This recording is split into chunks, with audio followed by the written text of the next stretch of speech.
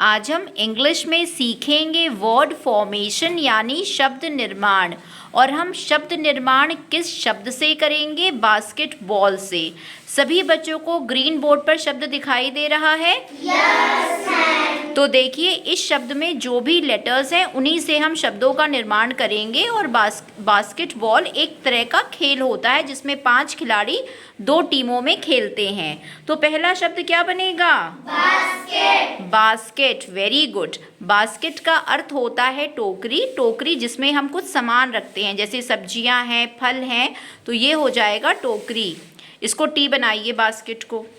इसके बाद दूसरा शब्द क्या बनेगा? बॉल। ठीक है, बॉल यानी कि गेंद। सब बच्चों ने बैट बॉल खेला होगा, तो देखिए आप बैट बॉल में बॉल का प्रयोग करते हैं। तो बॉल जो होती है वो गेंद होती है। गेंद अलग अलग आकार की होती है, छोटी भी होती है, बड़ी भी होती है। इसके बाद तीसरा शब्द क्या बनेगा? ऑल। तीसरा शब्द बनेगा ऑल। ऑल का मतलब होता है सभी। जब हम कभी भी सभी चीज़ों के बारे में बात करते हैं तो हम इस शब्द का प्रयोग करते हैं। तो ये हो जाएगा ऑल। इसके बाद चौथा शब्द क्या बनेगा? आस्क। चौथा शब्द बनेगा आस्क, ASK। ठीक है, आस्क का मतलब होता है पूछना। जब हम किसी से कुछ पूछते हैं तो हम इस शब्द का प्रयोग करते हैं, यानी कि आस्क, यानी कि हम किसी से कुछ पूछ रहे हैं।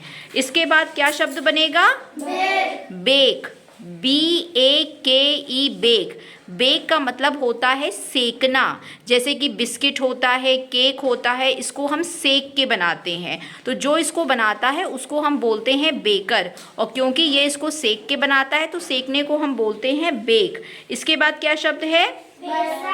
बेसॉल्ट। ठीक है, बेसॉल्ट एक तरह का काला पत्थर होता है जो ज्वालामुखी से निकलता है।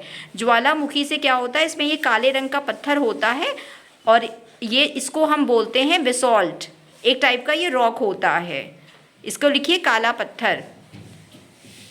इसके बाद क्या शब्द बनेगा? सॉल्ट बनेगा, SALT, सॉल्ट। सॉल्ट सब बच्चों को पता होगा। सॉल्ट का मतलब होता है नमक। ठीक है, जब हम खाना खाते हैं, सब्जी बनाते हैं या कुछ और बनाते हैं तो हमें उसमें नमक की आवश्यकता होती है, तो उसे हम कहते हैं सॉल्ट। इसके बाद क्या शब्द बनेगा? Base, BASE, base. बेस का मतलब होता है नींव। ठीक है, यानी किसी चीज़ की नींव रखना या किसी चीज़ का जो आधार होता है। जैसे घर होता है तो घर की नींव होती है, यानी कि वो उसका बेस हो गया।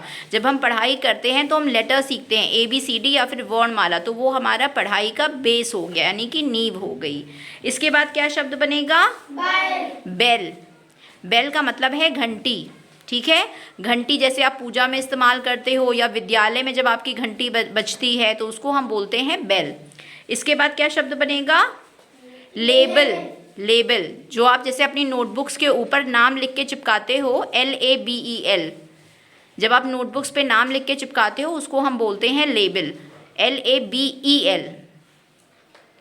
ठीक है, इस पे लिखिए नाम लिखना, A हटाइए, आखिरी में हाँ लिखिए नाम लिखना।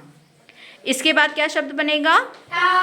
Toll, very good. इसके बाद शब्द बनेगा टॉल। टॉल का मतलब होता है लंबा, TALL, टॉल। देखिए हमने टी लिया बास्केट से और ALL आखिरी में था। टॉल का मतलब लंबा। कुछ लोग लंबे होते हैं तो उनको हम बोलते हैं टॉल। इसके बाद अंत में आखिर शब्द क्या बनेगा? टेबल, TABLE, टेबल, यानी कि मेज, BLE, हाँ मेज। ठीक है, टेबल का मतलब मेज होता है, कुर्सी को हम बोलते हैं चेयर। तो सब बच्चों को बास्केटबॉल से नए शब्द आ गए? Yes ma'am. तो अपने लिए और सभी बच्चों के लिए क्लैप करिए।